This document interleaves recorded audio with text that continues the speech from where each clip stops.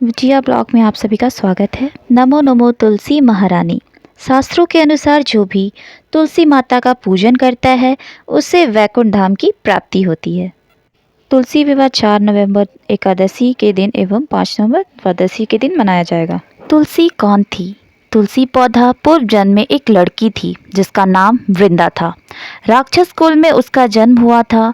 बचपन से ही भगवान विष्णु की भक्त थी। बड़े ही प्रेम से भगवान की सेवा पूजा किया करती थी। जब वह बड़ी हुई तो उनका विवाह राक्षस कुल में दानवराज जलंधर से हो गया। जलंधर समुद्र से उत्पन्न हुआ था। वृंदा बड़ी ही पवित्रता स्त्री थी, सदा अपने पति की सेवा किया करती थी। एक बार की बात है, देवताओं और दानवों में युद्ध हुआ।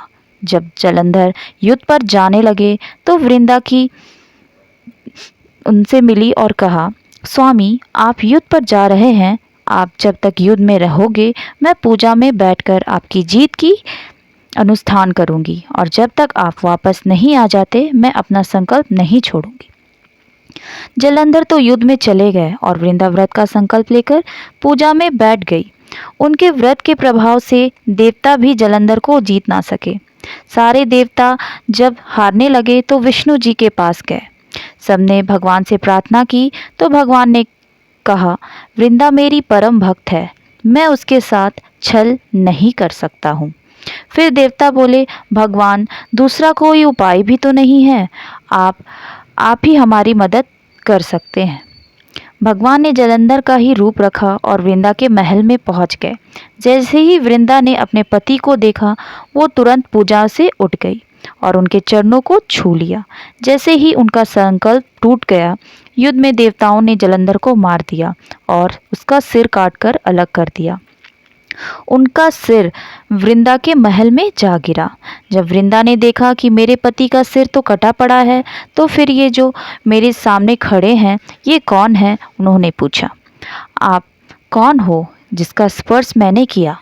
तब भगवान अपने रूप में आ गए पर वो कुछ ना बोल सके। वृंदा सारी बात समझ गई। उन्होंने भगवान को श्राप दे दिया, आप पत्थर के हो जाओ, और भगवान तुरंत पत्थर के हो गए। सभी देवताओं में हाहाकार करने लगे। लक्ष्मी जी भी रोने लगी और प्रार्थना करने लगी। या वृंदा जी ने जब देखा तो वो भगवान को वापस वैसा ही कर दिया और अपने पति का सिर लेकर वह सती हो गई। उनकी राख से एक पौधा निकला। तब भगवान विष्णु जी ने कहा, आज से इनका नाम तुलसी है।